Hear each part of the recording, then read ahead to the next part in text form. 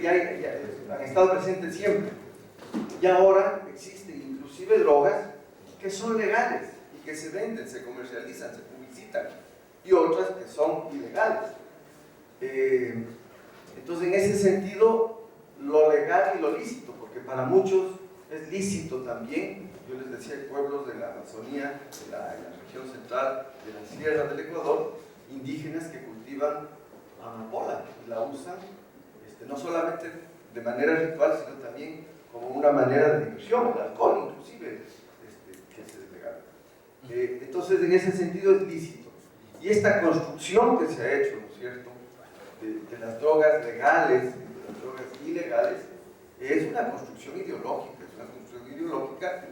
que si no la desmontamos, no creo que sea fácil hacerlo de la noche a la mañana. Necesitaremos un proceso, porque el problema es que hay un mercado, o sea, el uso tradicional de las drogas no ha tenido esta sobredimensión que tiene en la época actual, porque es un gran negocio que está anclado además a los intereses económicos que son parte del modelo de acumulación general. Entonces, me parece muy pertinente esta reflexión de lo lícito y lo legal.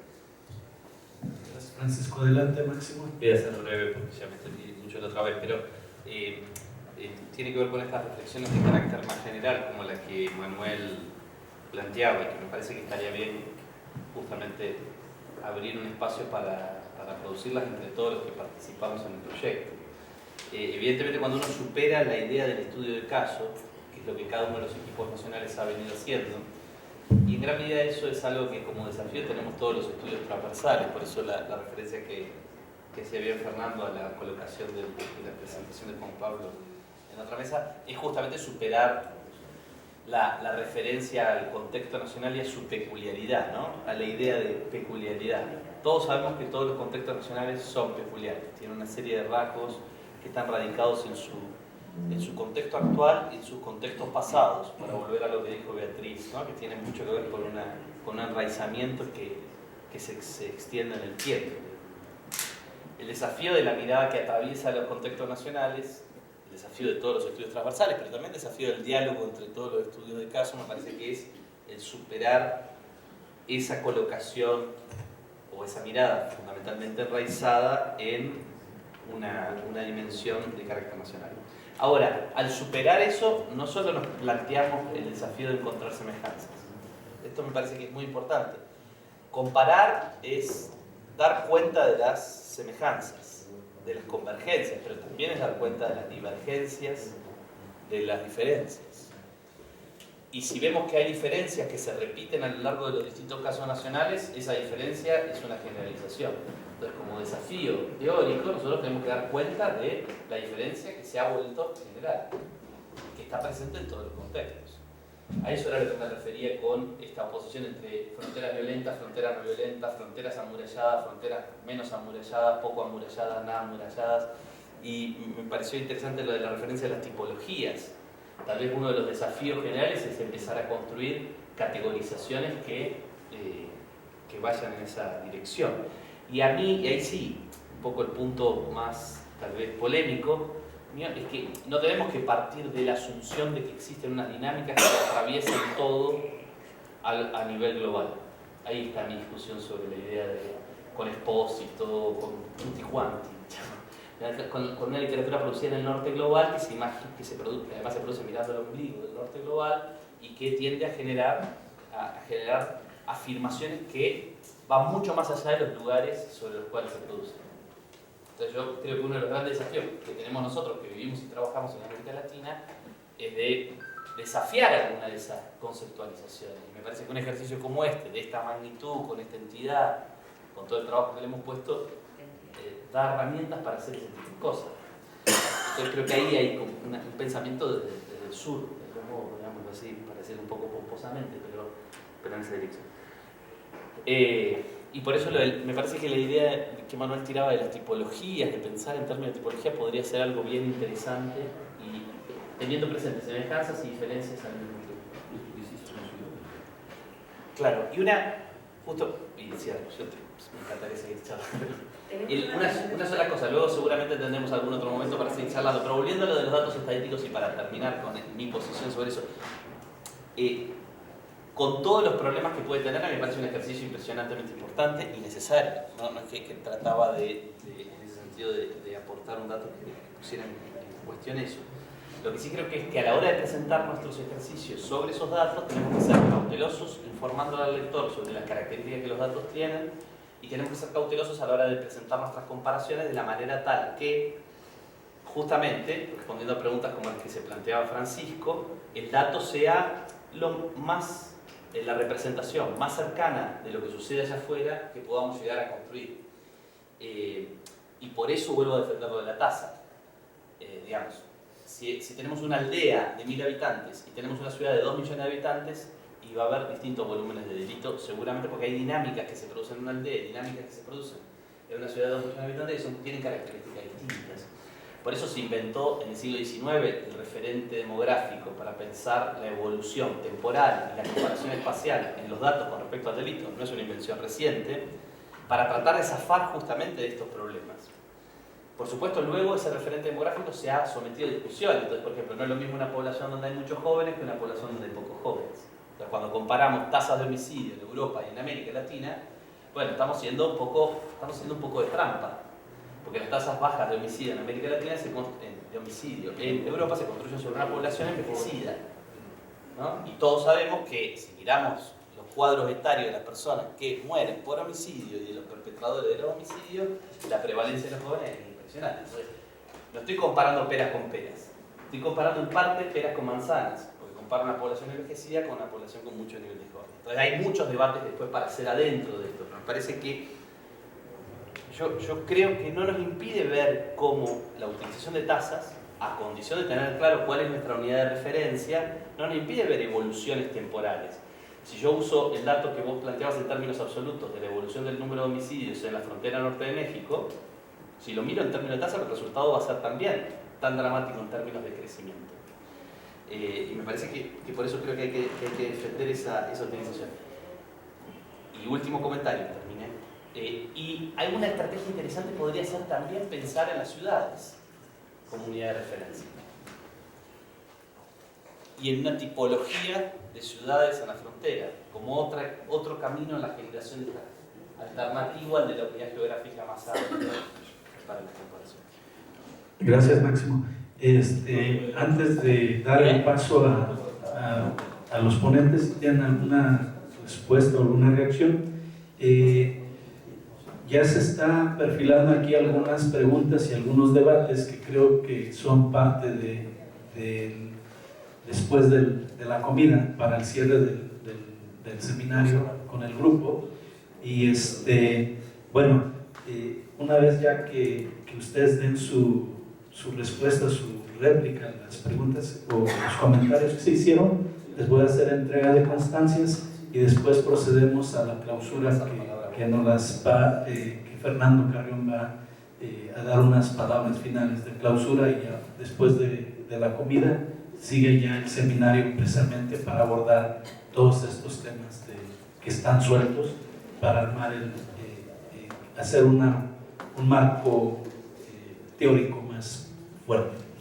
No sé si alguien quiera responder a algo, don Pablo. Bueno, siguiendo en la línea de reflexión de Máximo, ¿no?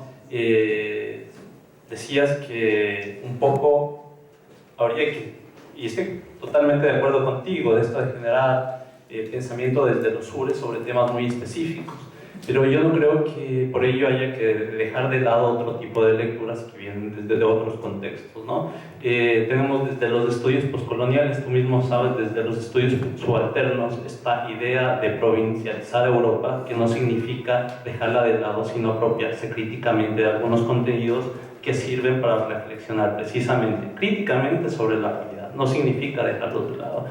Así que, pues bueno, ¿no? Son cuestiones de lecturas, de distintas, de hallazgos, lecturas y todo, y creo que sí, son muy útiles. Creo que este debate que se ha generado alrededor de ello lo refleja, y pues la cuestión es seguir debatiendo. Ahora, lo que señalaba sobre si se mantiene la proporcionalidad, por ejemplo, si se da una mirada retrospectiva de la frontera mexicana, de México con Estados Unidos, eso debería verse reflejado en las tasas, no es así. O sea, créeme que no es así, porque si no yo lo hubiese visto y hubiese visto el incremento significativo y lo hubiese puesto.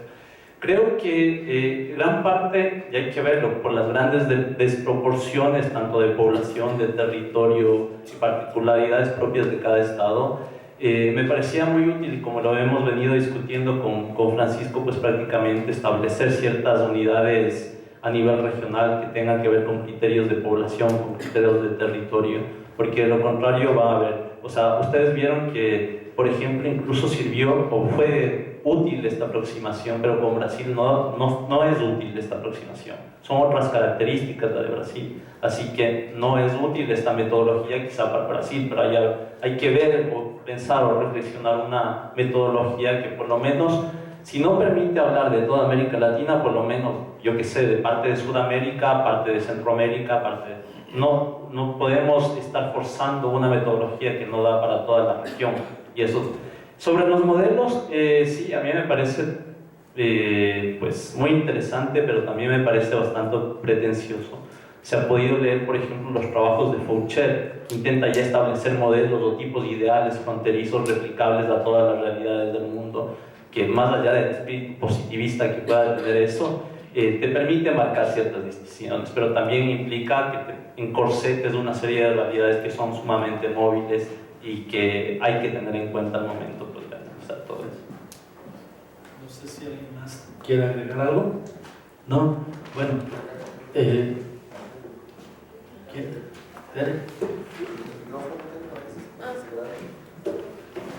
una última ya. La última y nos vamos. La del estribo. Sí.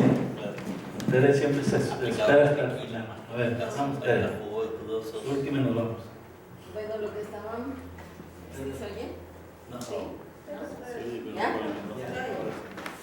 Sí, las últimas presentaciones y las preguntas me dejaron pensando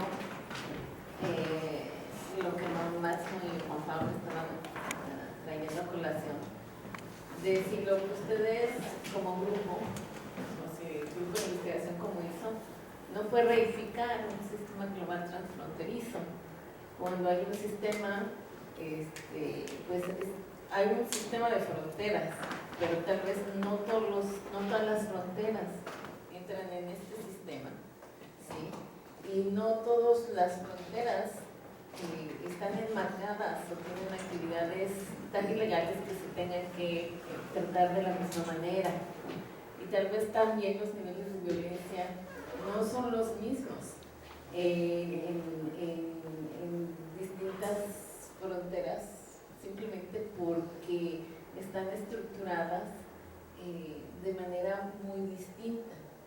Entonces, pues más bien sería un comentario para que se reflexione si en los trabajos finales haría falta nada más clasificar cuáles tienen una integración con mercados ilegales de profundidad y dónde, en qué fronteras realmente ocurre violencia que se necesitaría tomar en cuenta. Y también pues ver que tal vez hay fronteras que tienen mercados o lo que ustedes consideran como mercados ilegales y que a lo mejor no hay violencia. Y sin en cambio puede haber otras fronteras donde hay mucha violencia y los mercados ilegales tal vez no pueden ser una determinante en la conceptualización de estas fronteras. Gracias, Tere. Bueno, con esto daríamos por terminada la mesa. Les hago entrega de sus constancias y le pasamos el micrófono a Fernando para que cierre y después ya de la comida seguimos con el seminario. Muy brevemente, el Colegio de la Frontera Norte, a través de la Dirección General Noroeste, el Centro Internacional de Investigación para el Desarrollo y Flaxo Ecuador, otorgan la siguiente constancia a César Fuentes Flores.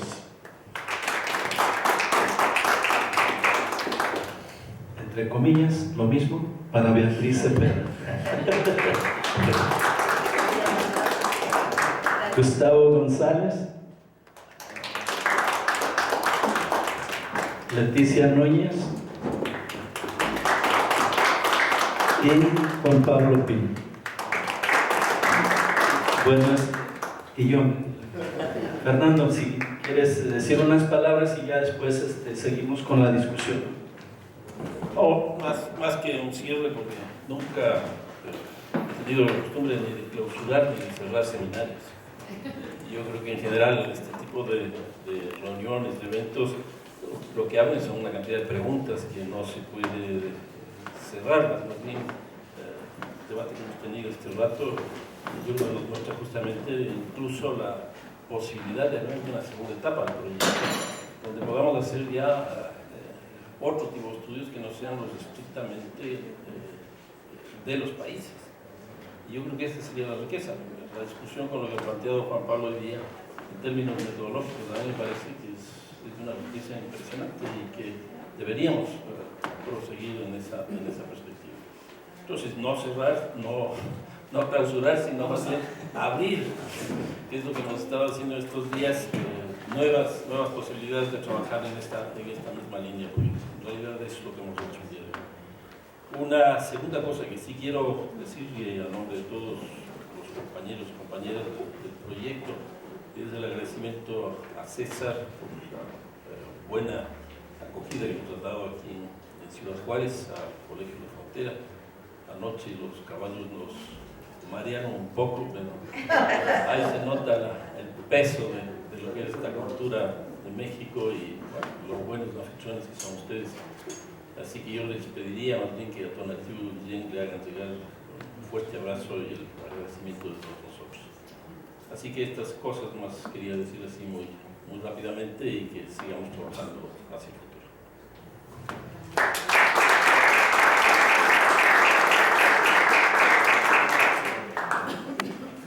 No más, antes de cerrar, básicamente, sobre todo agradecer a todo el personal del colegio en general que realmente apoyó muchísimo todo el evento, agradecer a todos y a todas su trabajo.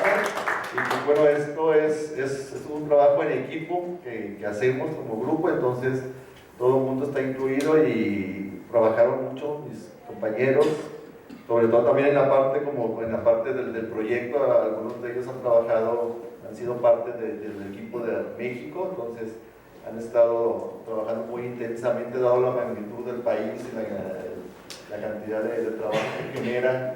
Entonces agradecerle a todos y a todas y también al grupo que nos apoyó en la parte administrativa. Muchas gracias.